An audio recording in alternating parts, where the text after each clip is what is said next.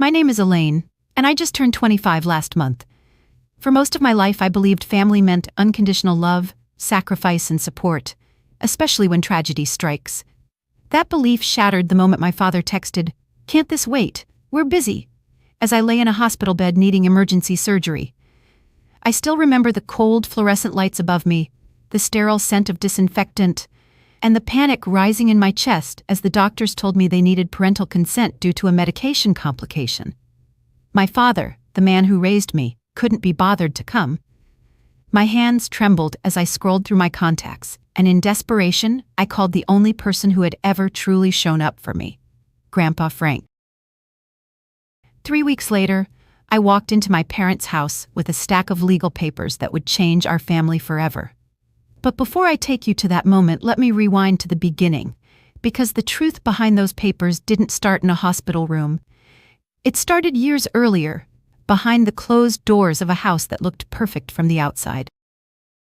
I grew up in what seemed to be a picture-perfect middle-class home in suburban Chicago, a 2-story house with a neatly trimmed lawn, family vacations to Florida every winter, and parents who always knew how to smile for photos at the right time. From the outside, we were the Wilsons, the power couple of Lincoln Heights. Arthur and Janet Wilson, respected real estate agents who built their business from scratch.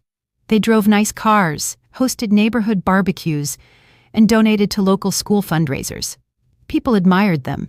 They admired their success, their marriage, their image. But what the neighbors didn't see were the empty chairs at my piano recitals, the late arrivals at birthday parties with fancy gifts but no apologies, and the countless dinners I ate alone, staring at the TV while they networked at industry events. "Business first, Elaine," my father would remind me if I ever showed disappointment. "This business puts food on the table and that roof over your head. Never forget that." My mother, softer in tone but weaker in presence, would only add, "Your father knows best, sweetheart. We're building this business for your future." As a little girl, I believed them. I wanted to believe them. I told myself that maybe one day they'd have more time for me. Maybe one day the phone calls wouldn't end with "we're busy." But that day never came. The one person who did make time for me was my grandfather, Frank Wilson, my father's own father. Ironically, he was everything my dad wasn't: patient, present, and full of gentle humor. After Grandma passed away when I was 7, Grandpa Frank poured all his love into being the best grandfather imaginable. He came to every school event, every play, every minor achievement. When my parents missed my 8th grade graduation because of a can't-miss property listing, Grandpa showed up with a bouquet of daisies and said, "Don't worry, kiddo. You only need one person to clap loud enough for the whole world to hear." He meant it too. When I made honor roll in high school, my parents said, "That's nice, honey," before returning to their laptops. The next day, Grandpa came by with a journal, leather-bound in my favorite color, and said, "For a scholar." His eyes glimmered with pride, and for that moment, I didn't feel invisible anymore. Despite the emotional neglect, I learned to be independent. I got a partial scholarship to Illinois State University and worked part-time at a coffee shop to cover the rest. My parents could have helped more, but they insisted I needed to learn the value of hard work. That lesson would have meant more if they hadn't just bought a brand new condo in Naples they hardly used. Still, I graduated with a degree in legal studies and got an entry-level job as a paralegal at Goldstein and Associates, a respected small law firm in Chicago. It wasn't glamorous, but it was honest work, and for once, my success was mine alone. Grandpa Frank was thrilled. He took me to dinner to celebrate, proudly telling the waiter, "My granddaughter's a paralegal now. Watch out, we're..." Life moved along quietly until the night that changed everything. I'd been feeling dizzy and nauseous for days, but brushed it off as stress. Then one evening at work, I collapsed near the copier. My coworkers called an ambulance. At the hospital, doctors discovered a ruptured ovarian cyst and internal bleeding. I needed emergency surgery, fast. But because of an allergy to anesthesia, they needed parental consent to proceed. My phone was dying, my vision was fading, and all I could do was call home. My father's voice was curt. "We're at a dinner meeting, Elaine. Can't this wait?" My breath caught. "Dad, I'm in the hospital. They said it's serious." Silence. Then, "Text me the hospital name. I'll see if we can come by later." Later. That word echoed in my head as tears welled up. I called Grandpa next. He didn't even hesitate. "I'm on my way," he said. 40 minutes later, he burst through the ER doors, slightly out of breath but calm enough to sign the consent forms. He held my hand until I drifted off to sleep. When I woke up hours later, he was still there, reading the newspaper under the dim hospital light. My parents never showed up.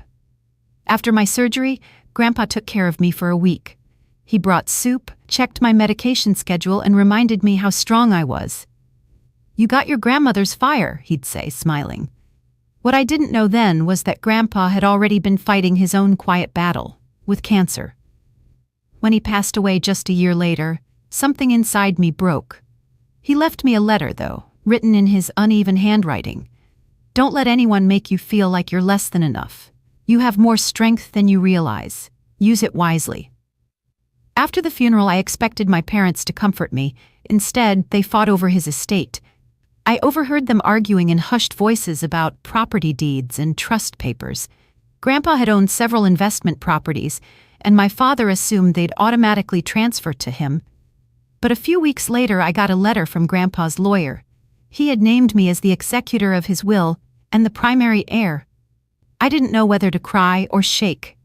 In his will, Grandpa had written, "To my granddaughter Elaine, the one who truly cared, I leave what I have built, trusting that she will honor it with love, not greed." The properties, the savings, even the lake cabin, all came to me. My father got nothing. 3 weeks later, I went to my parents' house. My hands trembled as I held the papers, proof of what Grandpa had decided. My father opened the door with his usual briskness. "Elaine, what's this about? We're in the middle of preparing a listing." I stepped inside and laid the documents on the table. "These," I said softly, "are Grandpa's final wishes." He skimmed through the papers, his jaw tightening with every line. "This must be a mistake," he muttered. "He wouldn't do this to his own son." My mother looked from him to me, her lips pressed tight. "Elaine, maybe you misunderstood something?" I met their eyes and felt something shift inside me, a mixture of sadness and strength. "No," I said, "for once someone saw me, someone saw what you didn't." My father's face flushed. "You ungrateful," he started, but I cut him off. "No. Don't. I begged you to come to the hospital. You couldn't. Grandpa did. That's all there is to say." The silence that followed was deafening. For years, I had longed for their approval, for some sign that I mattered, but standing there, I realized I didn't need it anymore. Grandpa had already given me everything I needed, not the money or the properties, but the validation I'd been craving my whole life. As I left that house, I didn't look back. The wind was cold, but it felt cleaner somehow, like the first breath after a storm. The next morning, I went to Grandpa's favorite park by Lake Michigan. I brought coffee, sat on the bench he loved, and whispered, "Thank you." Today, I manage the properties he left behind. I turned one of them into a community housing program for low-income seniors, something Grandpa always dreamed of doing, but never had the chance to finish. My parents haven't spoken to me since the reading of the will, and that's okay. I've learned that family isn't always blood. Sometimes it's the people who show up when everyone else disappears. If you're watching this wherever you are, remember this. You deserve people who choose you. Not out of obligation, but out of love. And if you've ever been made to feel small by those who should have lifted you up, know that your worth doesn't depend on their approval. This is my story. Of betrayal, of heartbreak, but also of freedom. If you've ever had to walk away from people who were supposed to protect you, I want you to know you're not alone. Tell me where you're watching from in the comments, and don't forget to subscribe for more real stories about courage, family, and finding your voice again. Because sometimes, standing up for yourself isn't about revenge. It's about reclaiming the love you were denied and turning it into strength that no one can ever take. "My parents," I said automatically, giving Dr. Montgomery their numbers. He nodded and stepped out to make the call while a nurse adjusted my IV. I stared at the ceiling tiles, tracing the faint cracks between them to keep my mind from unraveling. Every heartbeat thudded painfully against my ribs, and the sound of rain hammering the window seemed to echo inside my skull. After a few minutes, the doctor returned, his expression carefully neutral. "I spoke with your father," he said. He said they're in the middle of a closing and will come as soon as they can. I blinked, trying to comprehend what I'd just heard. I'm about to go into surgery, I said weakly. Can't this wait? Were the exact words he used. The doctor confirmed gently, lowering his eyes. My throat went dry. I wanted to scream, to throw something, but the pain held me still. Instead, I whispered, "Call my grandfather, Frank Wilson. He'll come." 15 minutes later, the sound of hurried footsteps filled the hallway. Grandpa Frank appeared at the door, his gray hair plastered with rain, his jacket dripping onto the tile. "I'm here, sweetheart," he said, gripping my hand with those calloused fingers that had once guided sandpaper across old wood. "I've got you." Relief crashed over me so powerfully I started crying. Within moments, he was signing the consent papers without hesitation, listening carefully as Dr. Montgomery explained the risks. "Do whatever you need to save her," he said firmly. His voice didn't shake once. The last thing I remember before the anesthesia took hold was Grandpa's thumb rubbing small circles against my palm, the same comforting motion he'd used when I was a little girl afraid of thunderstorms. When I woke, the lights were dim, and everything hurt. A nurse told me the surgery had gone well, that the internal bleeding had been contained and the fracture stabilized. I drifted in and out of consciousness for hours, my dreams blending with memories. Grandpa's laughter, my mother's perfume, the screech of tires. When I finally came to properly, Grandpa was still there, sitting in a chair by my bed, reading a newspaper. His reading glasses had slid halfway down his nose. "Hey there, fighter," he said softly, folding the paper. "You scared the life out of me." I tried to smile, but tears came instead. "They didn't come," I whispered. He hesitated before replying.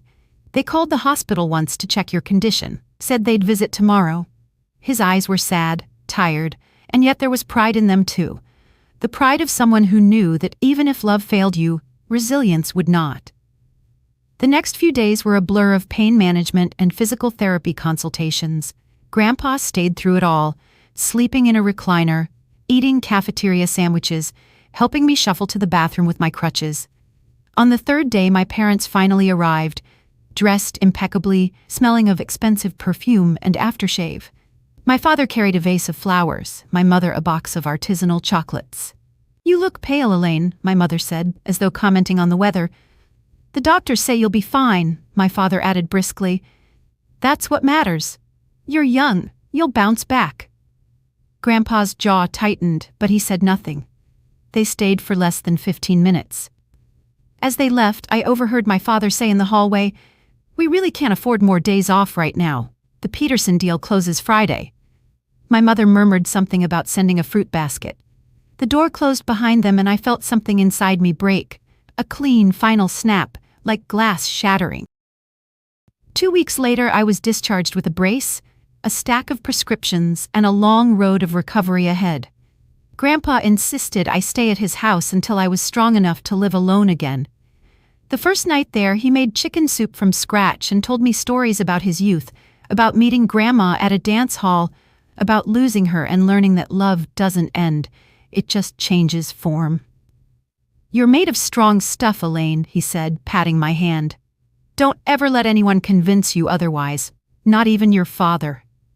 Those words carried me through the difficult weeks that followed. Physical therapy was brutal.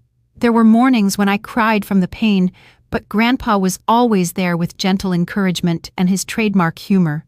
We'd watch old movies in the evenings, him in his recliner, me with my leg propped on a pillow. Sometimes he'd hum an old tune under his breath, and I'd think how lucky I was to have even one person who truly cared. Then, one crisp morning in late May, I noticed he seemed unusually tired. "Didn't sleep well," he said when I asked, brushing off my concern. But a few days later, I found him sitting on the porch, pale and short of breath. He finally admitted he'd been having chest pain on and off for weeks. I insisted we go to the hospital.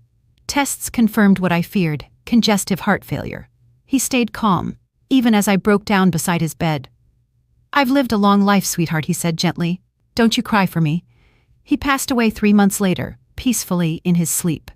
Losing him felt like losing the last solid ground beneath my feet. The man who had always shown up when everyone else had an excuse was gone. The funeral was small but heartfelt. My parents handled it like a business meeting, efficient, polite, detached. But I stayed afterward, sitting alone by the casket long after everyone left. I whispered, "You saved me, Grandpa. I'll make you proud." A week after the funeral, I received a call from his attorney. "Miss Wilson," the lawyer said, "your grandfather left a will. He's made you the executor." My pulse quickened. "Executor?" I repeated, unsure what that meant for me. "Yes," he continued, "and the primary heir." I felt dizzy. When I arrived at the lawyer's office, I found my parents already there, seated stiffly across from each other. My father looked irritated. My mother anxious. The lawyer began to read the will. My grandfather had left his savings, his small rental properties, and his home, everything, to me. He'd written, in his own words, "To my granddaughter Elaine, who showed love without expecting anything in return, I leave what remains of my life's work. May she use it to build something meaningful." My father's face turned crimson. "This is absurd," he barked. He must have been confused. The lawyer calmly handed over notarized documents confirming that the will had been updated 6 months before his passing. My mother tried to placate him, but he stood up, pacing. "After everything I've done for this family," he began, but I interrupted. "Everything you've done for yourself," I said quietly. The room fell silent. They left without saying goodbye. That night, alone in Grandpa's house, I found another envelope hidden in his desk drawer addressed to me. Inside was a handwritten note. "Elaine, if you're reading this, I'm gone. Don't waste time seeking approval from those who can't give it. Family is not about shared blood. It's about shared heart. Go live bravely." I cried for hours. The inheritance wasn't enormous, but it was enough to change my circumstances. I used part of it to pay off my medical debt and put the rest into savings. I kept Grandpa's house exactly as it was, the old clock ticking softly in the hallway, the scent of cedar in the furniture we'd refinished together. Sometimes I'd sit on the porch swing at sunset and imagine him sitting beside me, still humming. Meanwhile, my relationship with my parents deteriorated completely. My father sent one terse email asking if I'd consider selling the assets back to the family. I didn't reply. My mother left a few voicemails, tearful, uncertain, but I couldn't bring myself to call back. I was done chasing affection that had to be earned like commission. Months later, I returned to work part-time, moving slowly but determinedly through my recovery. My colleagues were kind, offering help and encouragement. My boss even said, "You've got grit, Elaine. People twice your age would have given up." That meant more to me than any compliment I'd ever received from home. One rainy evening, as I was closing up files, I found myself staring at my reflection in the office window. The faint scar on my forehead, the stiffness in my leg, the weary eyes, and yet, beneath it all, a quiet strength. The accident had taken much, but it had also stripped away illusions. I saw clearly now who had truly cared and who never would. 3 weeks after that moment, I returned to my parents' house for the last time. I needed closure. I brought with me the final legal papers from the estate, the documents they'd been demanding copies of. My father opened the door, frowning. "Elaine, we weren't expecting you." I handed him the envelope. "This is everything. It's done." He looked at me for a long time, perhaps expecting an apology, a plea, something, but I had nothing left to give. As I turned to leave, my mother called softly, "Elaine, wait. We never meant to."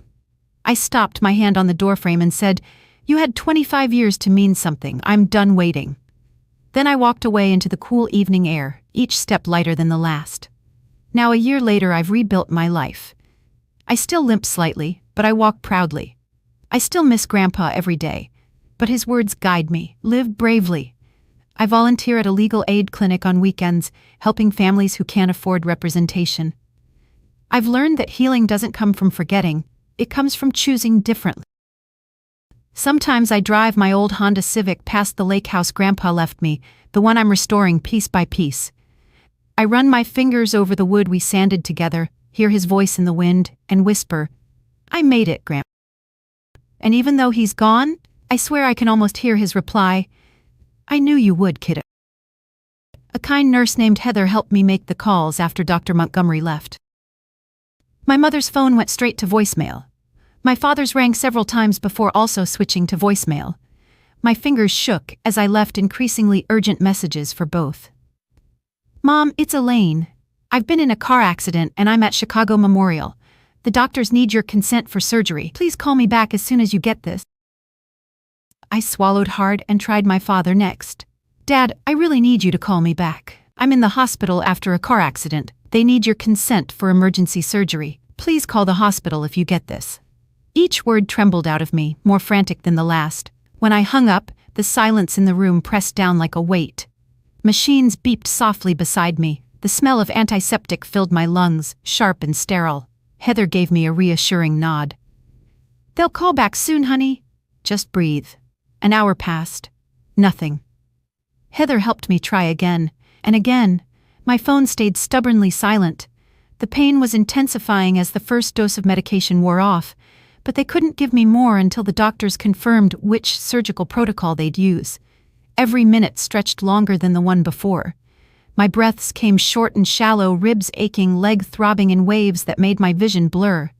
Finally, my phone buzzed. A message. I grabbed it with trembling fingers. My father. Just got your messages. Can't this wait?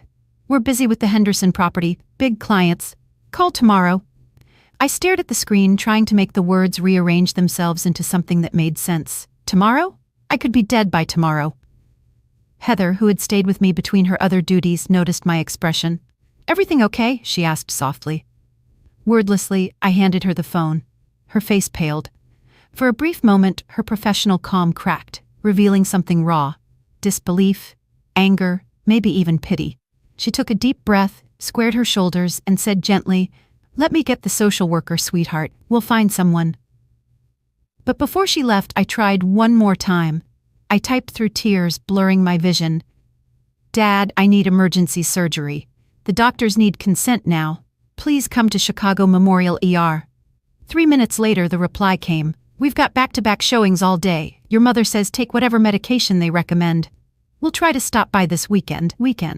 The word hit me harder than the crash. Something inside me gave way. Not just my ribs this time, but something deeper, something invisible.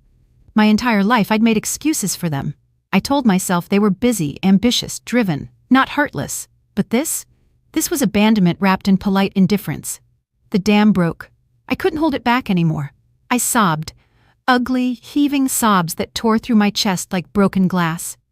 The monitors beeped faster, and my throat ached as I gasped for air between cries. Heather came back, wrapping an arm around me despite the tubes and wires. She didn't say much, just murmured small words of comfort that meant more than any apology my parents had ever given me. A few minutes later, she returned with a woman in a navy cardigan and glasses. Patricia, the hospital social worker. Her voice was soft, her eyes kind. Elaine, sweetheart, she said, pulling a chair beside my bed. I'm so sorry you're going through this. Heather told me what happened. Is there anyone else we can call? Another relative who might be able to come and sign the consent forms? I wiped at my tears with my good hand, my voice shaking. My grandfather, I whispered. Frank Wilson.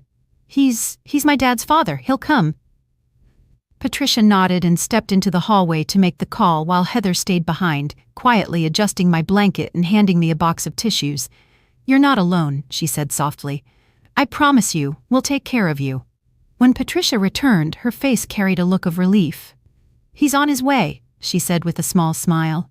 He said he'll be here within the hour. Despite living 45 miles away in a western suburb, Grandpa Frank arrived in just under 50 minutes. I still remember the sound of hurried footsteps before I even saw him, the rhythm of determination and love. He rushed into the room, drenched from the rain, eyes wide with worry. At 74, he moved with the energy of a man half his age. Ella, he gasped, crossing the room in 3 strides. My dear girl. Those 3 words carried more love than my parents had given me in years. I broke again, but this time the tears felt different.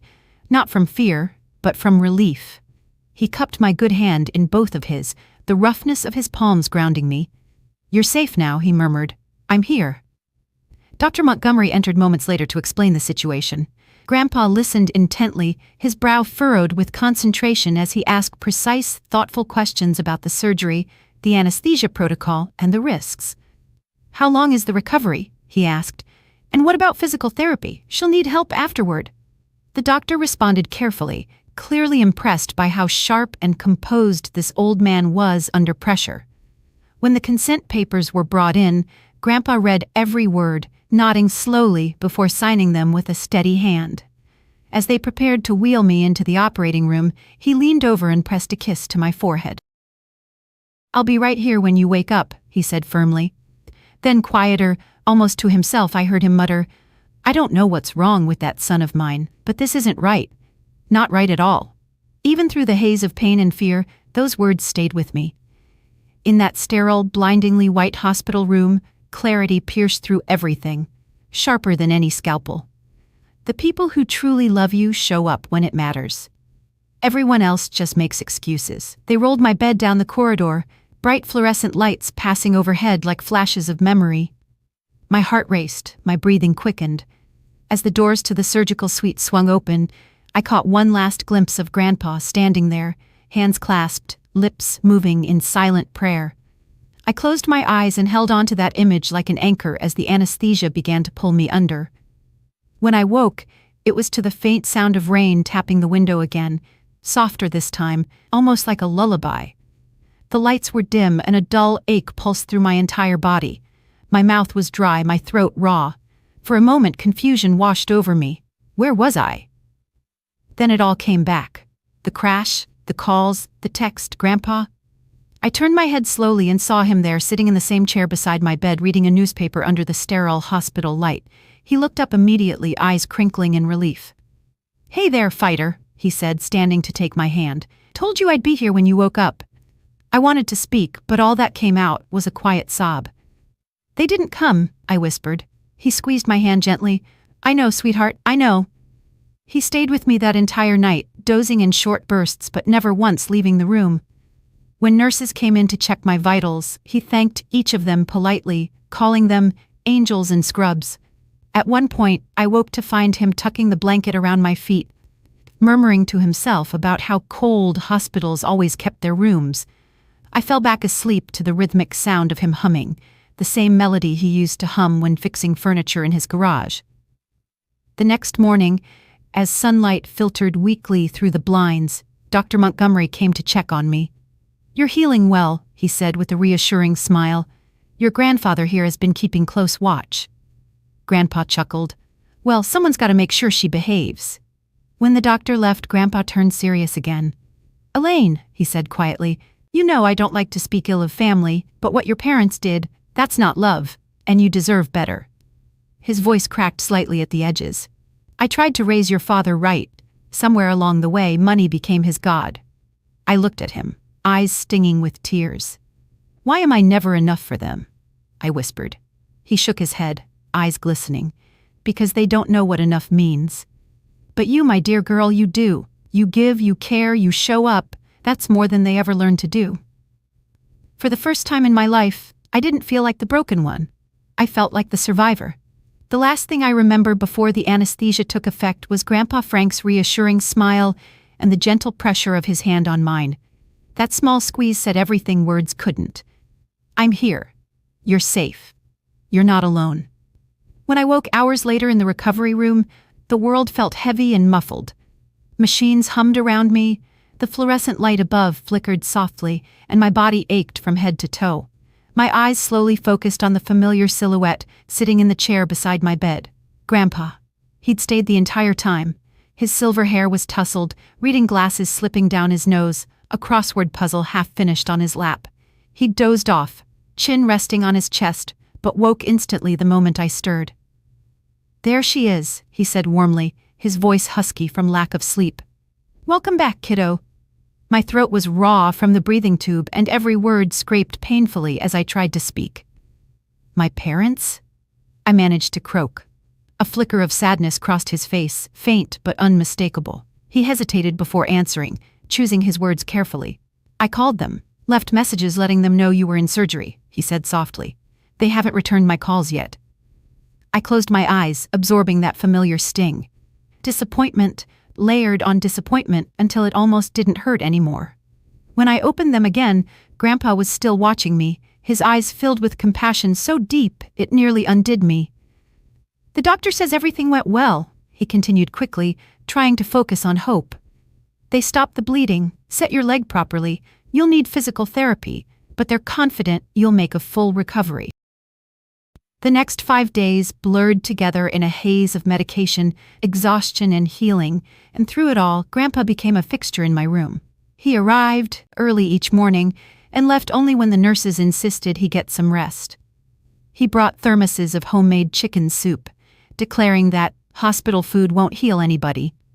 He brought fresh pajamas from my apartment. Cassandra had helped him retrieve them, and little comforts that made the sterile room feel almost human. He sat beside me through painful dressing changes, distracted me during therapy sessions with stories about his youth, and kept up a running commentary on the terrible daytime television that played endlessly in the background. When I winced through pain, he'd lean closer, whispering, "Almost done, sweetheart. You've always been tougher than you think." On the second day, my phone buzzed with a message. I stared at the screen, barely believing it had taken that long. "Hope you're feeling better. Dad's got a big listing presentation and Mom's showing 3 properties today. We'll try to visit when things slow down." They didn't visit. Not that day, not the next. Each time I checked my phone, I pretended I didn't care. But Grandpa saw through it. His face tightened each time, his jaw clenching in quiet fury. "You focus on getting better," he'd say, trying to mask the anger in his voice. "Let me worry about the rest." By the 4th day, Nurse Heather had become more than just a caregiver. She'd become a friend. She'd stop by even when she wasn't assigned to me, sometimes bringing an extra pudding cup that was just going to go to waste, or staying a few minutes after her shift to talk. "Your grandfather is something special," she said one afternoon, adjusting my IV line. "He hasn't left this room for more than a coffee run since you got here." I smiled weakly. "He's always been my rock," I said, "even when I was little." Heather gave a small, thoughtful nod. "Some people really understand what family means," she said, her eyes flicking briefly to my phone lying silent on the bedside table. "Others still need to learn." My physical therapy began in the hospital. Small movements at first, supervised by a therapist named Marcus. The exercises were brutal. Pain radiated down my leg and across my shoulder, leaving me drenched in sweat and tears. But Marcus had a gift for knowing exactly when to push and when to let me breathe. "You're doing better than most," he said during one grueling session. "That determination will carry you far." I clung to those words. By the 5th day, discharge planning began. Dr. Montgomery arrived with a team of specialists to discuss what would come next. "You won't be able to manage stairs for at least 6 weeks, he said, glancing at my chart. "Your apartment doesn't have an elevator, correct?" I nodded, reality sinking like a stone. My cozy 3rd-floor walk-up, my sanctuary, was now completely inaccessible to me. "You'll also need assistance with daily activities until your shoulder heals," the doctor continued. "Is there someone who can stay with you, or somewhere else you can recover?" Before I could answer, Grandpa spoke firmly from his chair. "She's coming home with me." The room fell quiet. Patricia, the social worker who'd helped the night of the accident, looked concerned. "Mr. Wilson, caring for someone with these injuries can be physically demanding," she began gently. "At your age?" "At my age," he interrupted with a faint smile. "I know what matters. I may be 74, but I'm in fine shape. My house is single level, only 2 steps at the entrance. I can build a temporary ramp. I'm retired. I've got nowhere else to be except right there for my granddaughter." His voice was steady, his expression resolute. There was no room for debate. Patricia nodded, scribbling notes. "Very well, Mr. Wilson. We'll coordinate the home health plan with you." After the medical team left, silence filled the room. Until my phone rang. My parents' number. For the first time in days, my heart jumped. Maybe they'd finally realized, maybe they were on their way. I put the call on speaker so Grandpa could hear. "Elaine, it's Mom," came her overly bright voice. "Your father and I wanted to call about your situation. We're so sorry we haven't been able to visit yet. The spring market is just crazy right now." "No." "How are you?" "No." "We're worried. Just business talk." I swallowed hard. "The doctor says I need somewhere to recover." I said carefully, "I can't go back to my apartment because of the stairs." There was a pause, then muffled conversation. My mother returned. "Well, honey, you know how unpredictable our schedule is with showings and open houses, and the guest room is full of staging furniture. We're just not really set up for someone with medical needs." Grandpa's face darkened. His hand twitched at his side, but he stayed silent, letting me speak. "It's fine," I said finally, my voice calmer than I felt. "Grandpa's offered to let me stay with him." "Oh well, that's probably for the best then," she replied with relief. "Dad says to tell you we'll try to visit on Sunday, if the open house wraps up early enough." They didn't visit that Sunday, or the next. Moving into Grandpa Frank's ranch-style home in Elmhurst felt like stepping into sunlight after years in shadow. He'd turned the guest room into what he called a recovery suite. The bed had extra pillows for elevation, the dresser was cleared for my clothes, and a small refrigerator hummed quietly in the corner. Stocked with water, juice, and fresh fruit. He'd even moved his bedroom television into my room so I wouldn't feel isolated. "And here," he said, placing a small silver bell on the nightstand, "is for emergencies only. But don't hesitate to use it, all right?" I smiled through tears. "You've thought of everything," he grinned. "That's what grandfathers do." Our days soon fell into a gentle rhythm. Mornings began with him bringing breakfast on a tray. Oatmeal with berries or scrambled eggs and toast, always accompanied by a cheerful, "Rise and shine, soldier." After breakfast, we'd tackle my physical therapy exercises together. He'd sit nearby, timing my stretches, counting softly under his breath. When the pain became too much, he'd tell stories to distract me. About his days in the Navy, about meeting Grandma at a dance where she'd stepped on his foot 3 times before agreeing to go out with him. Afternoons were for rest and slow walks to the porch, where we'd watch the neighborhood kids play or listen to the distant hum of lawnmowers. In the evenings, he cooked simple meals, roast chicken, pasta with garlic and olive oil, dishes filled with comfort and familiarity. Sometimes Cassandra stopped by with groceries or to help change my bandages, and Grandpa would insist she stay for dinner. "Good company's the best medicine," he'd declare, pouring lemonade into mismatched glasses. At night, after he'd helped me settle into bed, he'd sit for a few minutes in the chair by my side, reading from his old leather Bible or working on a crossword until my eyelids grew heavy. "Sleep well, kiddo," he'd whisper. "Tomorrow's another day closer to better." Lying there in the quiet glow of the bedside lamp, I often thought about how strange life could be. A few months ago, I'd been desperate for my parents' approval, chasing it like something owed to me. But here, surrounded by warmth that asked for nothing in return, I realized I already had everything I'd ever needed. And for the first time since the crash, I began to heal. Not just my bones, but the part of me that had always felt unseen. "You need protein to heal," Grandpa reminded me gently every morning, setting down a plate of scrambled eggs, toast, and fresh fruit beside my bed. "And don't argue. Doctor's orders," he'd add with a wink, before helping me sit up. Recovery was slow, often humbling. He helped me through everything, from shuffling to the bathroom on my crutches to awkward, necessary routines like bathing and dressing, tasks that stripped away my pride but taught me gratitude. Home health nurses came 3 times a week to check my wounds, change bandages, and monitor my vitals. Marcus, my physical therapist, visited for in-home sessions that gradually grew more demanding. Each visit was a test of endurance and patience, slow, painful movements that built strength inch by inch. Still, the house was filled with warmth, laughter, and the steady rhythm of progress. Evenings became my favorite time. After dinner, which Grandpa insisted on cooking despite my protests and suggestions to order delivery, we'd sit together in the living room. The air always smelled faintly of lemon from the furniture polish he used every Sunday. We'd watch old black and white movies or play cards at the coffee table. He taught me gin rummy and cribbage, games from before young people had phones to keep them entertained, he'd joke. Sometimes we'd just talk.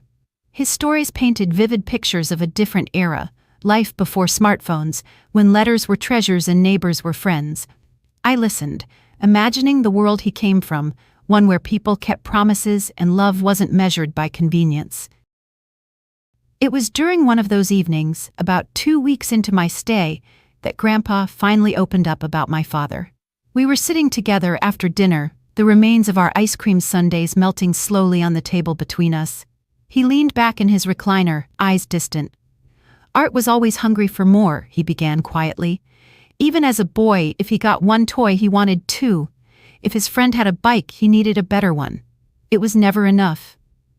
I stayed silent, sensing this was something he'd carried for a long time. Your grandmother and I tried to teach him gratitude, he continued, to appreciate what he had rather than always chasing the next thing. But some lessons just don't take. He sighed and looked toward the mantel, where framed photographs lined the shelf, family portraits, school pictures, memories that now felt almost foreign. When he met your mother, I thought maybe she'd balance him out. Instead, she adopted his values. It became about appearances, about being seen, not about being real. Why didn't you ever say anything? I asked softly, about how they treated me, about how they treated you. Grandpa's eyes filled with something between sadness and resignation. I did, he admitted. In the early years, I told Arthur he was missing what mattered most, that he was too busy chasing success to see the family he already had. He accused me of trying to control him, said I was jealous of his achievements. He shook his head.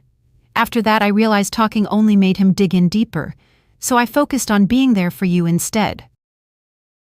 The room fell quiet except for the soft ticking of the old wall clock. I always wondered why they seemed so different from you, I whispered. He smiled sadly. I've worried for years that I failed in raising him, that I didn't teach him the right values, but then I look at you, how strong, how kind, how steady you've become despite all the neglect, and I think maybe I didn't fail completely. Tears welled in my eyes. That was the thing about Grandpa Frank. He didn't just fill the silence, he healed it. In that quiet living room, with the flicker of the old lamp and the sound of rain outside, I realized that our healing wasn't just physical. We were mending old wounds that had stretched back decades. His heartbreak as a father, my loneliness as a daughter, both finally being acknowledged in this little house that smelled of soup and sawdust. 2 weeks after moving in, my parents finally decided to make an appearance. They arrived in my father's silver BMW, its engine rumbling to a stop in Grandpa's modest driveway. I could see them through the window, their posture brisk and impatient, as if they were visiting out of obligation rather than care.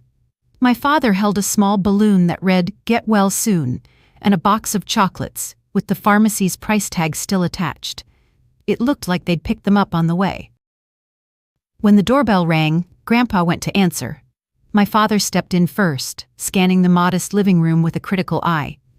"The house looks smaller than I remember," he commented, his tone almost absent-minded but dripping with quiet disdain. "Not everyone needs 4,000 square feet to be happy, Arthur," Grandpa replied evenly, though there was a subtle edge in his voice. My mother followed, her perfume filling the air. She offered a thin smile and walked over to my chair, fussing with my blanket and asking questions that sounded rehearsed. "Are you sleeping okay, dear? Are they giving you the good pain medicine?" Her words felt polite, but her eyes were already wandering to the decor. My father couldn't sit still. He paced the living room, checked his phone twice, and finally asked, "So when do they think you can get back to work?" I blinked, thrown off by the bluntness. "The doctors said maybe another month before I can start part-time," I explained. "My firm's been very understanding. They're holding my position." "A month?" He frowned as if I'd confessed to a crime. "That seems excessive for a few broken bones." "Arthur," Grandpa said quietly from the armchair, "she nearly died. The internal bleeding was severe." My father waved a dismissive hand. "Well, the important thing is getting back to normal. You can't afford to look unreliable in the workforce." I stared at him, speechless. Not one word of concern, not a single look he said. "How are you really feeling?" He cared only about how my recovery might inconvenience him, how my fragility reflected on his image. The visit lasted 47 minutes. Grandpa offered coffee. They declined. My mother wandered through the kitchen, making small comments about how cozy everything was, while my father checked his watch repeatedly. When they finally stood to leave, I heard their voices drifting from the kitchen as Grandpa helped them find their coats. "This is so inconvenient," my father muttered, assuming I couldn't hear. "We could have used her help with the spring listing." "At least your father's handling it," my mother replied softly. "Can you imagine if she'd tried to stay with us? We'd never get any work done." The words hit harder than any broken bone ever could. I stared at the quiet, glowing screen of my phone, pretending not to listen, though each word carved a fresh mark across my heart. When the door closed behind them, the silence that followed was suffocating. Grandpa came back into the living room, his expression calm but tight around the eyes. He sat down beside me and placed a gentle hand over mine. "They mean well," he said softly, though we both knew it was a lie. "Do they?" I asked, my voice barely above a whisper. He sighed, rubbing his temples. "Maybe not in the way we wish they did." We didn't talk about it after that, but something had shifted. I no longer felt angry, just empty, as though the last piece of hope I'd held for them had quietly withered. From that day forward, I stopped waiting for their validation. The love I'd been chasing all my life had been sitting across from me all along, in the form of an old man with tired eyes and endless patience. The days that followed settled into a rhythm again, but something deeper had changed inside me.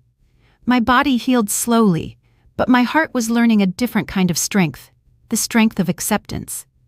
Grandpa and I continued our quiet rituals: coffee in the mornings, walks to the porch in the afternoons, card games in the evenings. Sometimes we didn't even need to talk. Just sharing the silence was enough. At night, after he'd gone to bed, I'd sit awake listening to the faint ticking of the clock and the rustle of wind through the trees outside. I thought about how different my life might have been if I'd grown up in a world that valued presence over performance, kindness over ambition. But then I'd look at the framed photo of Grandpa and me on the nightstand, his arm around me, both of us laughing, and I knew that somehow, even in all the brokenness, I had been blessed with something rare and pure. I was finally learning that family isn't defined by who shares your blood, it's defined by who shares your heart.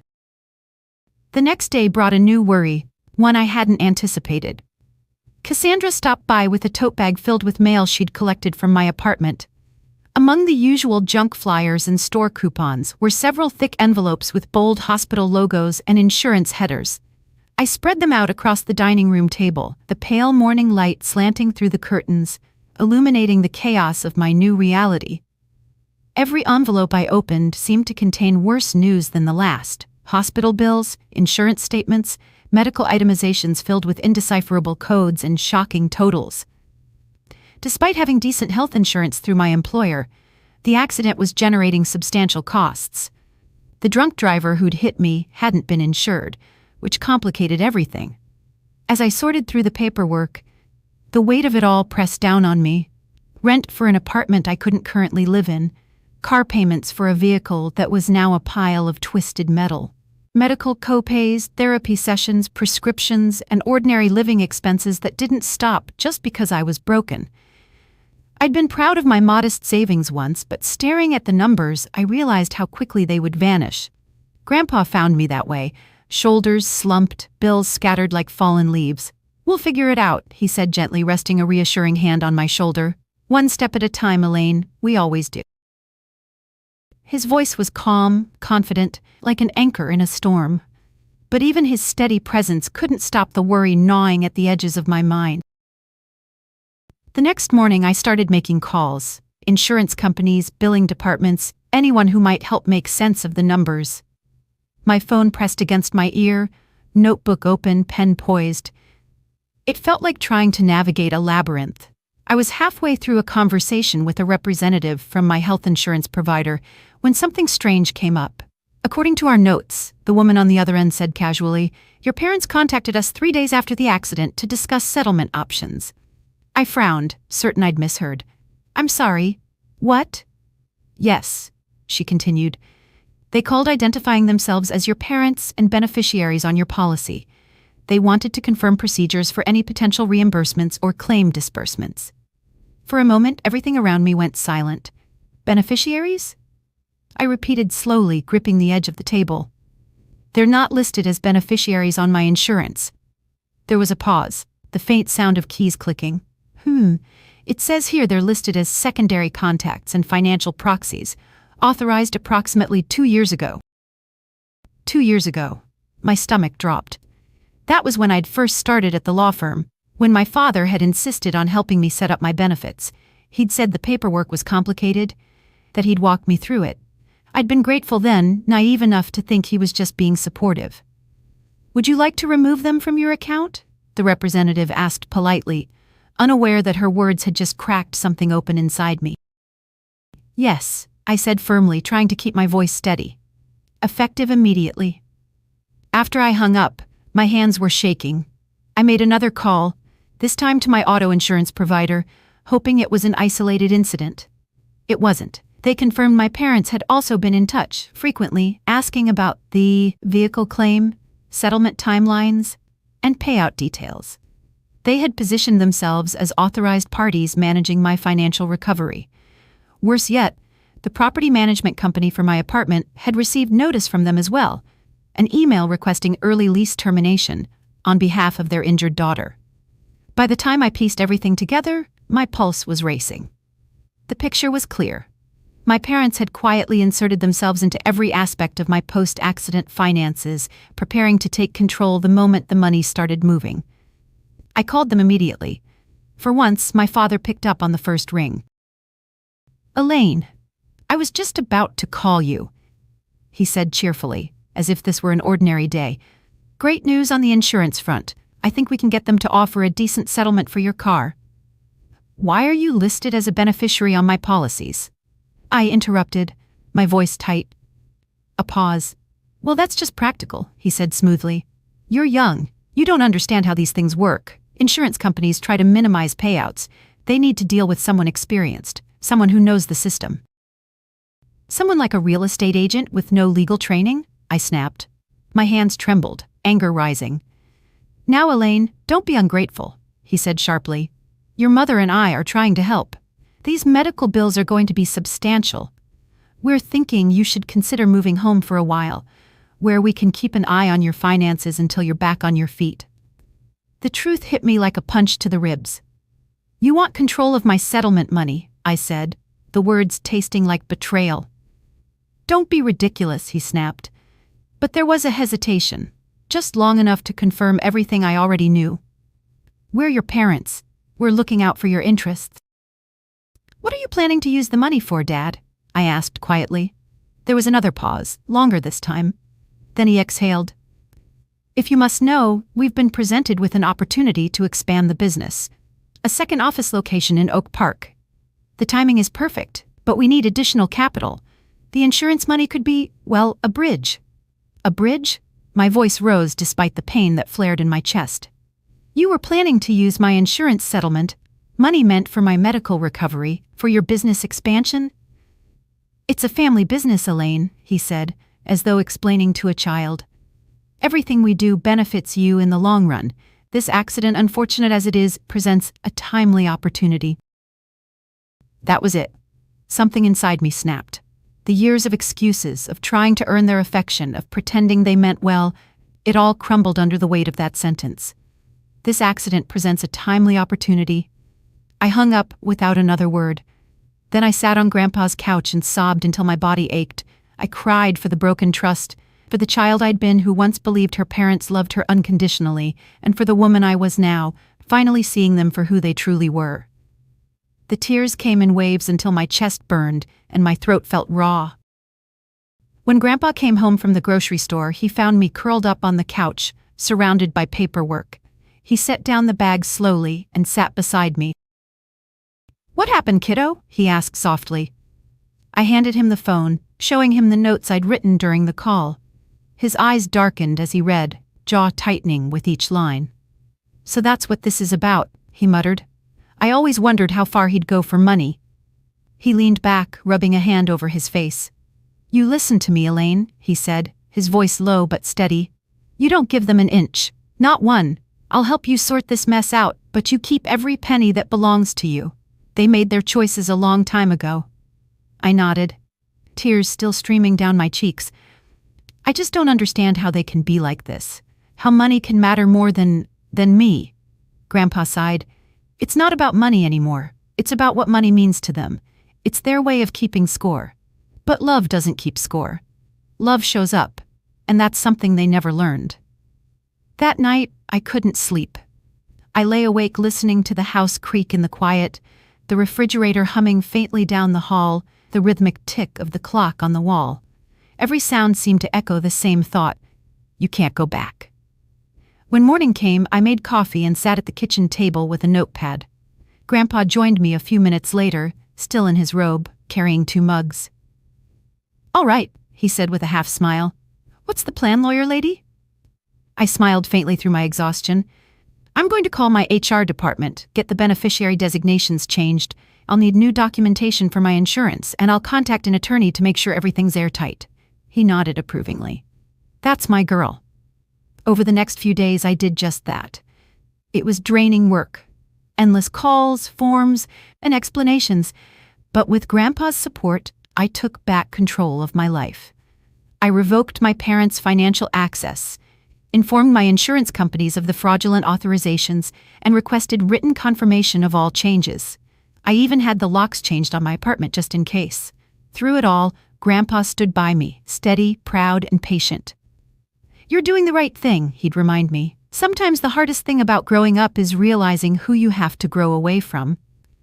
One evening, as the sun set behind the maple trees in the backyard, casting golden light across the walls, I looked at him and said, "I think I finally understand what you meant when you said love shows up." He smiled faintly. "And I think your grandmother would be proud of you." The ache in my chest eased a little. For the first time in weeks, I felt something that resembled peace. My body was still healing, my finances were still uncertain, but the fog had lifted. I knew where I stood now, and who truly stood with me. All the years of emotional neglect crystallized in this final betrayal. My own parents saw my near-death experience as a financial opportunity for themselves. Grandpa found me there curled into myself despite the pain it caused my healing bones. "What happened?" he asked, alarmed by my state. Through broken sentences, I explained what I discovered. His face grew more thunderous with each word until I barely recognized my gentle grandfather in the angry man before me. "This ends now," he said when I finished, his voice quiet but filled with determination. "I've stood by too long watching them treat you this way." I could barely breathe through the pain and emotion, but somehow managed to ask, "What can we do?" "First, you rest," he said, helping me lie back against the pillows. "Then tomorrow, we call my old friend Alan. He practiced family law for 40 years before retiring. He'll know exactly what steps to take." As I drifted into exhausted sleep that night, one thought brought a strange sense of peace. I was finally ready to break free from the toxic bond that had masqueraded as parental love for 25 years. Alan Reynolds arrived at Grandpa's house the next morning. A tall, distinguished man with silver hair and keen blue eyes behind wire-rimmed glasses. Despite being retired for 5 years, he carried a leather briefcase and had the sharp assessing gaze I recognized from the attorneys at my firm. "Frank has been my friend for nearly 50 years, he explained as we sat at the dining room table. "When he called about your situation, I knew it was serious. He's not one for exaggeration." For the next 2 hours, Alan listened intently as I explained the history with my parents, their financial interference, and the current situation with the insurance claims. He took meticulous notes, occasionally asking clarifying questions that revealed his legal expertise. "What you're describing is a concerning pattern of financial control and potential fraud," he said when I finished. "While you're an adult and not in need of legal emancipation in the traditional sense, there are steps we can take to formally separate your finances from your parents' influence." He outlined several options, from simply removing them as beneficiaries to more comprehensive legal notifications that would prevent them from claiming any authority over my affairs. "The most concerning aspect is their unauthorized access to your accounts," Alan noted. "That crosses several legal boundaries, particularly if they were positioning themselves to redirect funds without your knowledge or consent." We developed a multi-step plan. First, I would need to review all my financial documents to identify every account where they might have access. Next, we would create new accounts at different institutions where they had no history or connections. Finally, we would prepare formal legal notification of financial separation to be delivered to them and all relevant financial institutions.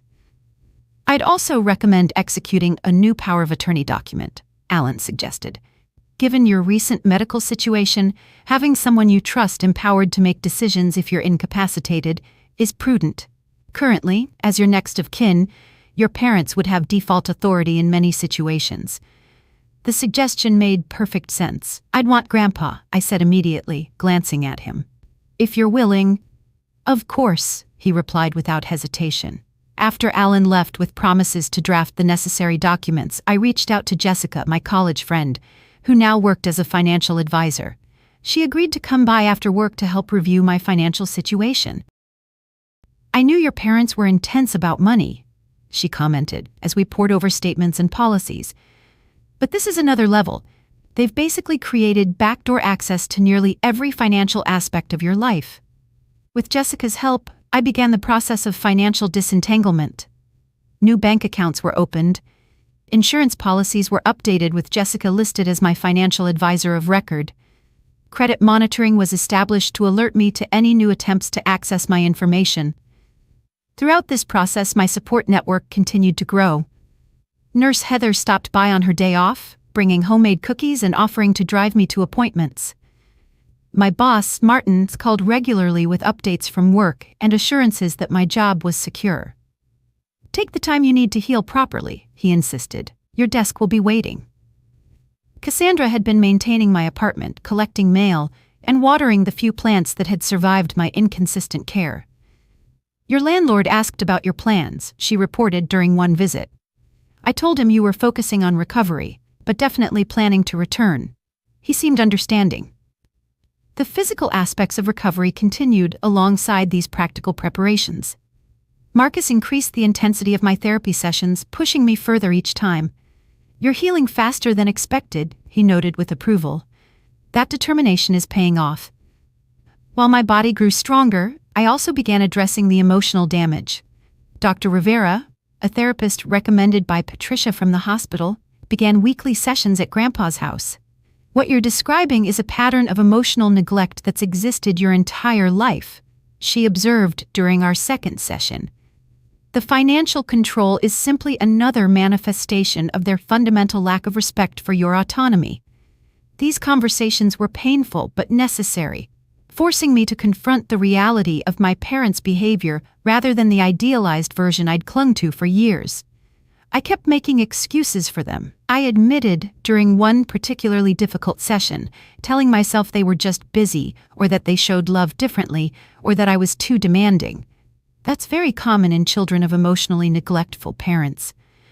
Dr. Rivera explained, "It's often easier to blame ourselves than to accept that the people who should love us unconditionally are incapable of doing so."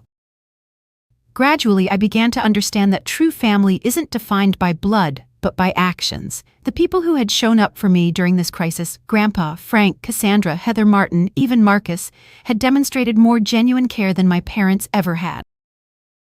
"You're building what therapists sometimes call a chosen family, doctor," Rivera noted.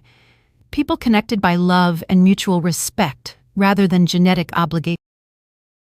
By the end of the third week after the accident, all the pieces were in place.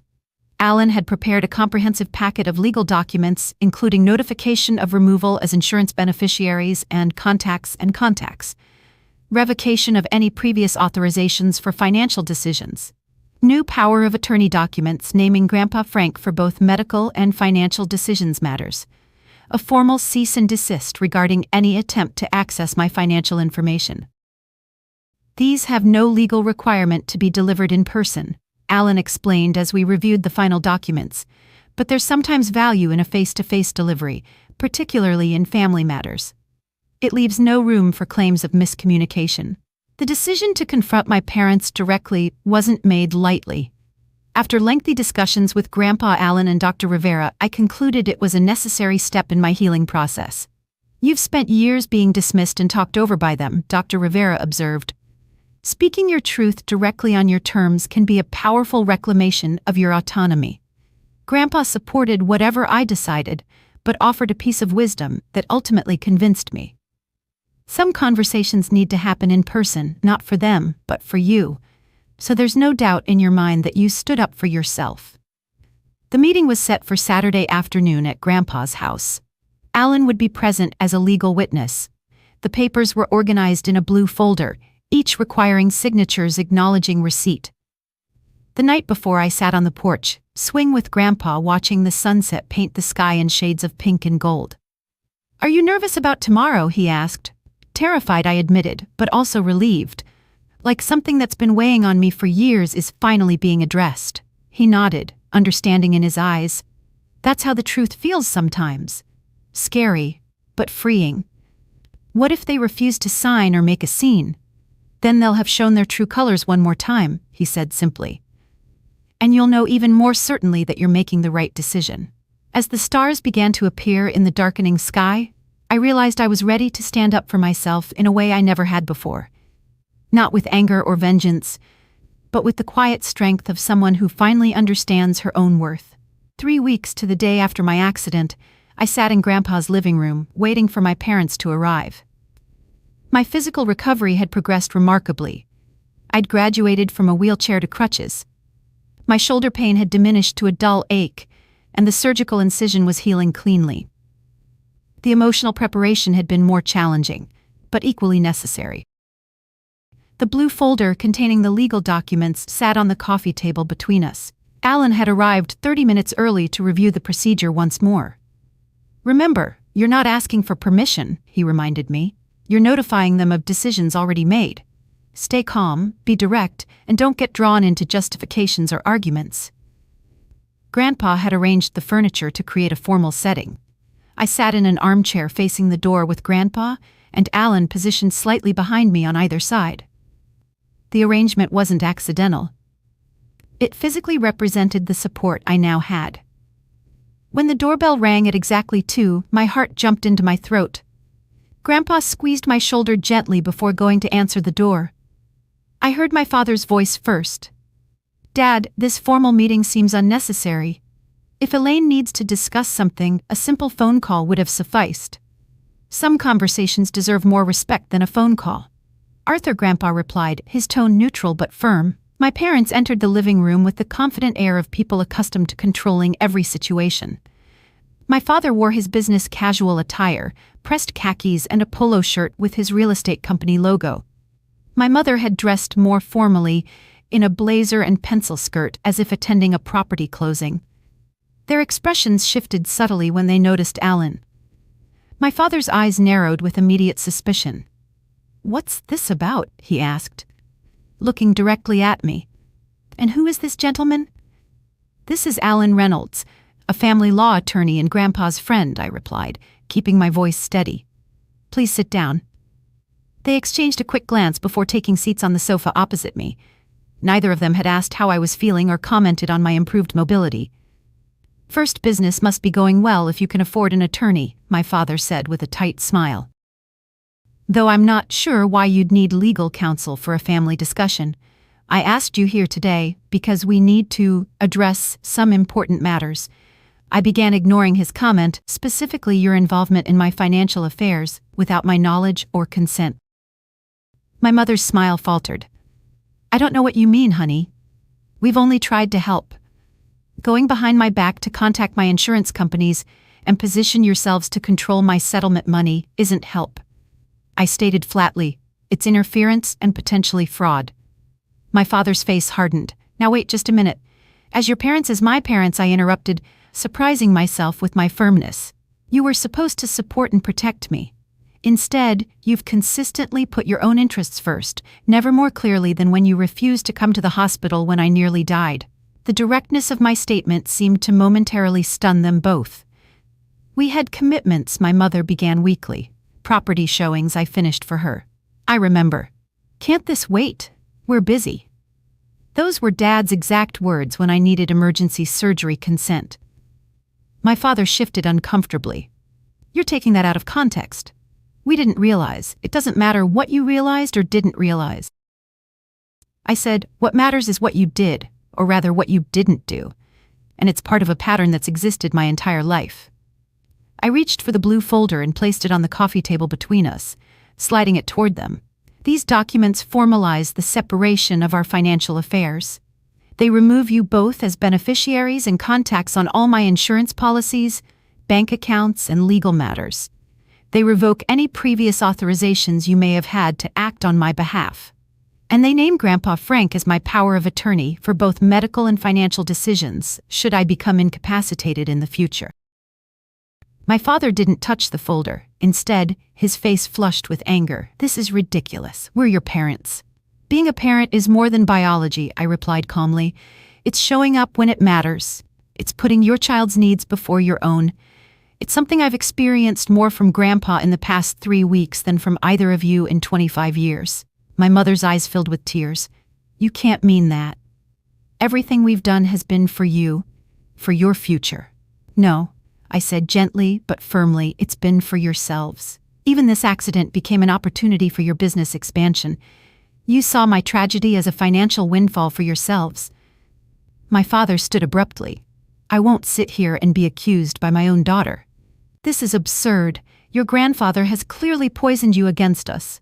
Grandpa, who had remained silent until now, spoke up. "Arthur, your daughter nearly died. While you were showing houses, I was sitting in a hospital waiting room praying she'd survive surgery. While you were expanding your business, I was helping her through physical therapy. This isn't about me or what I've said. This is about what you've done or failed to do for your own daughter. Stay out of this, Dad." My father snapped. "This has always been your problem, thinking you know better than everyone else. Well, we've built a successful business without your approval or help." "This isn't about the business," I interjected, bringing the focus back. "This is about our relationship and the boundaries I'm now establishing. I need you to review and sign these documents acknowledging receipt." "And if we refuse?" my father challenged. Alan spoke for the first time. "The documents will still be legally binding and will be filed appropriately. Your signature merely acknowledges receipt. Refusal to sign doesn't negate their validity." My father glared at him before turning back to me. "So, this is how you repay us for everything we've done. 25 years of providing for you, giving you opportunities, building a business that could have secured your future." His words might once have filled me with guilt. Now, I recognize them for what they were: manipulation. "I'm not doing this to hurt you," I said truthfully. "I'm doing this to protect myself and to establish healthy boundaries. I would still like to have a relationship with you both, but it needs to be one based on mutual respect." "Respect?" My father laughed bitterly. "You ambush us with legal documents and talk about respect." "Yes, respect," I affirmed. "The kind that means you ask before making yourself a beneficiary on someone else's insurance. The kind that means you show up at the hospital when your daughter is critically injured. The kind I've had to find elsewhere because it wasn't available from you." My mother reached for the folder with trembling hands. "Let's just look at what she's asking, Arthur." He grabbed her wrist, stopping her. "Don't. This is emotional manipulation. Can't you see that she's upset about the accident and lashing out?" I took a deep breath, steadying myself. "I'm not lashing out. I've given this careful thought over several weeks. These decisions aren't made in anger, but in self-preservation." I met his gaze directly, and they're not negotiable. Something in my tone must have conveyed my resolve because my father's expression shifted anger, giving way to something like shock. "You're serious about this," he said. Not quite a question. Completely. The room fell silent for several long moments. Finally, my father reached for the folder, flipping through the documents with increasing agitation. This is excessive," he sputtered, "removing us completely from everything. What happens if you need help in the future?" "I have help," I said, simply glancing at Grandpa. "Real help that comes without conditions or ulterior motives." My father's face flushed deeper. "You ungrateful." He cut himself off, but the word hung in the air between us. "I'm very grateful," I corrected him quietly. "To everyone who has actually shown up for me, to Grandpa who dropped everything to be by my side, to my friends and coworkers who checked on me daily, to my medical team who saved my life. I've learned a lot about gratitude recently and about where it's truly deserved." That was the turning point. My father stared at me as if seeing me for the first time, not as a possession or an extension of himself, but as an independent person with her own agency and determination. Grandpa leaned forward slightly. Your daughter isn't asking for your approval. She's informing you of her decision. You can accept it gracefully or not, but it won't change the outcome." My father looked from me to Grandpa and back again. Then with a jerky motion, he snatched a pen from his pocket and signed each document where Alan indicated his signature, angry and bold across the pages. He thrust the pen at my mother, who signed more hesitantly, tears spilling down her cheeks. "Is this what you wanted?" my father demanded, shoving the folder back across the table to legally disown us. "No," I said honestly. "What I wanted was parents who loved me enough to put me first when it mattered. What I wanted was to never need these documents at all. But we don't always get what we want. That's something I learned very young," he stood abruptly. "I don't recognize you anymore. This isn't the daughter we raised." "Maybe that's the problem," I replied softly. "Maybe the daughter you raised finally realized she deserves better." My mother rose more slowly, dabbing at her eyes. "Elaine, please reconsider. We can work through this as a family. I hope we can," I said, meaning it. "But it will be on new terms with clear boundaries and mutual respect." "Let's go, Janet," my father said tersely. "There's nothing more to discuss here." As they moved toward the door, my father turned back one last time. "When you realize what a mistake this is, don't expect us to welcome you back with open arms. Family loyalty goes both ways." "Yes," I agreed, "it does. That's precisely the point." The door closed behind them with a decisive click. In the sudden silence, I realized my hands were shaking. The confrontation I'd been dreading for weeks was over, and I'd held my ground. Grandpa crossed the room and sat beside me, wrapping an arm gently around my shoulders. "I'm so proud of you," he said simply. For the first time in weeks, I felt like I could truly breathe. Whatever came next, I would face it on my own terms. The house felt strangely peaceful after my parents left. Alan stayed for a cup of coffee, reviewing what had occurred and ensuring all documents were properly signed. "You handled that remarkably well," he said before departing. "Standing up to family is often the hardest thing to do." That night, exhaustion caught up with me. The emotional toll of the confrontation combined with my still healing body left me completely drained. Yet, when I finally fell asleep, it was deeper and more restful than any night since the accident. I woke the next morning with an unfamiliar feeling that took me several moments to identify. Freedom. "You look different," Grandpa observed as he brought in our customary morning coffee. "More at peace." "I feel different," I admitted, "like I've put down something heavy I've been carrying my whole life." The practical work of rebuilding my life began immediately. Jessica came over that afternoon to help finalize the financial separation. We closed old accounts and opened new ones at different institutions, set up automatic bill payments for my apartment and medical expenses, and created a budget that would sustain me through the remainder of my recovery. "You're in better shape than many clients I see," she assured me as we reviewed the numbers. "Your savings habits have been solid, and your credit score is excellent. Once the insurance settlement comes through, you'll have a decent cushion." With my finances secured, I turned attention to my living situation. My medical team had cleared me to return to independent living within another month, provided I had an accessible apartment. My third-floor walk-up wouldn't work with my continued mobility limitations. Cassandra came through unexpectedly. "The ground floor unit in my building just opened up," she reported during one of her visits. "It's slightly bigger than your current place, but only $20 more per month. I already spoke to the landlord, and he's willing to hold it for you, if you want to see it." The apartment was perfect, a one-bedroom with wide doorways, no steps, and a small patio rather than a balcony. I signed the lease the following week, with move-in scheduled for after my next medical evaluation. My return to work began gradually. First, with remote tasks I could handle from Grandpa's dining room table, then with half-days in the office once my driving restriction was lifted. Martin and the other partners welcomed me back warmly, having arranged a workstation that accommodated my ongoing physical limitations. "We've missed your organizational skills," Martin told me on my first day back. "The filing system has gone completely to chaos without you." Throughout this transition period, my parents maintained their distance. A single text message arrived from my mother 2 weeks after our confrontation.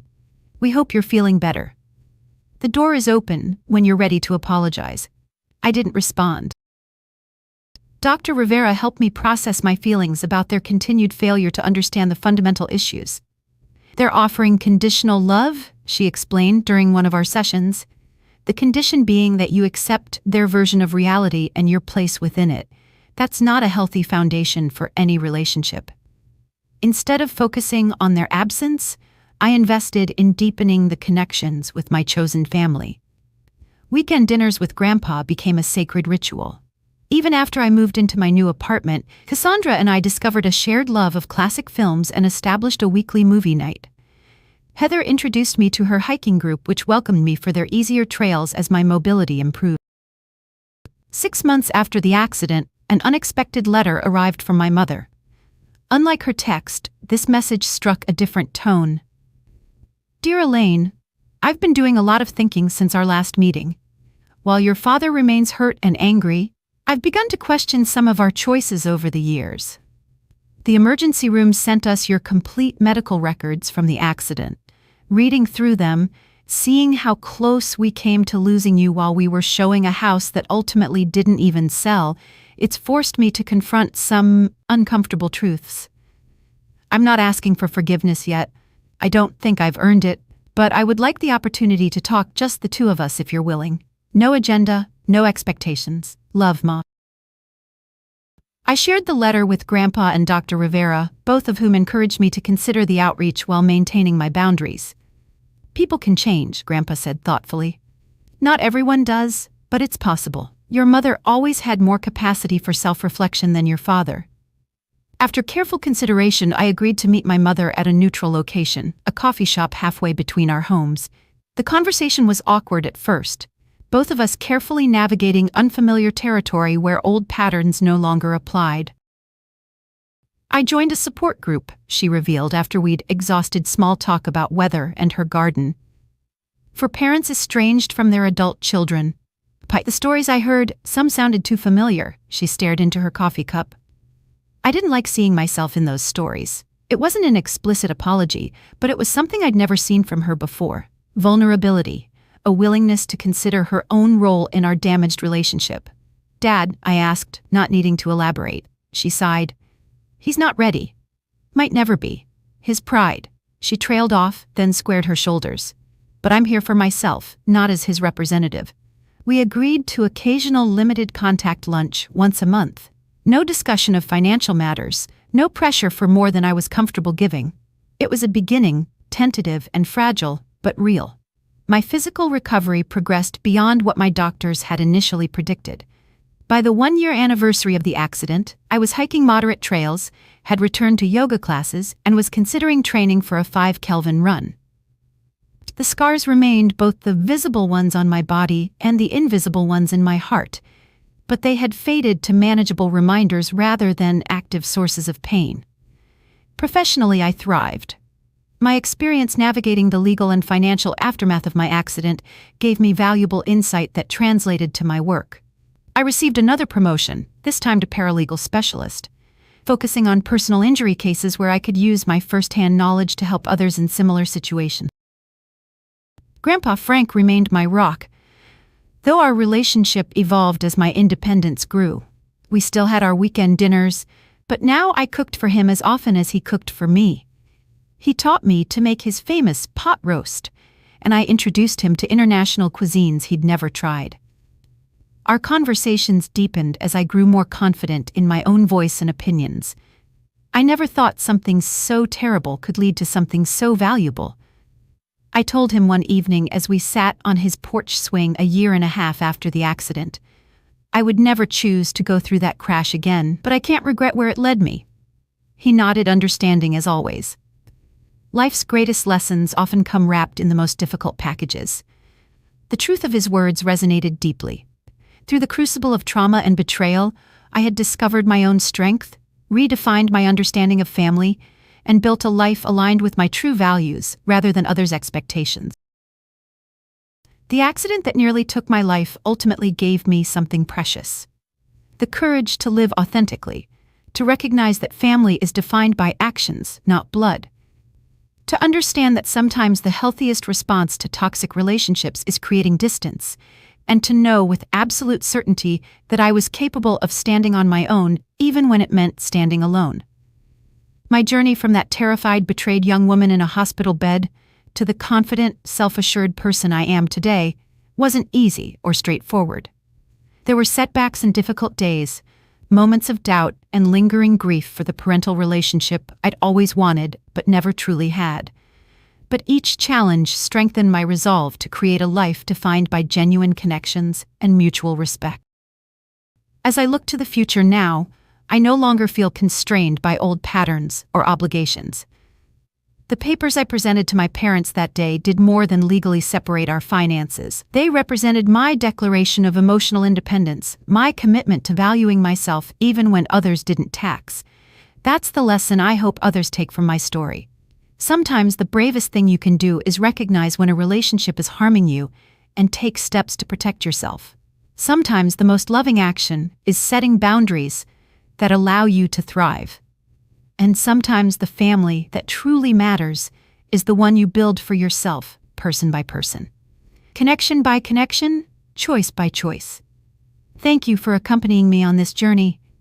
If my story resonated with you, please consider sharing it with someone who might need to hear that they're not alone in their struggles with family relationships. Like and subscribe if you want to hear more stories of resilience and personal growth in the face of adversity. Have you ever had to make a difficult decision regarding family relationships? Let me know in the comments below. Remember, your worth isn't determined by how others treat you, but by how you choose to treat yourself. Take care of yourselves, and thank you for being part of my healing journey through your support and presence.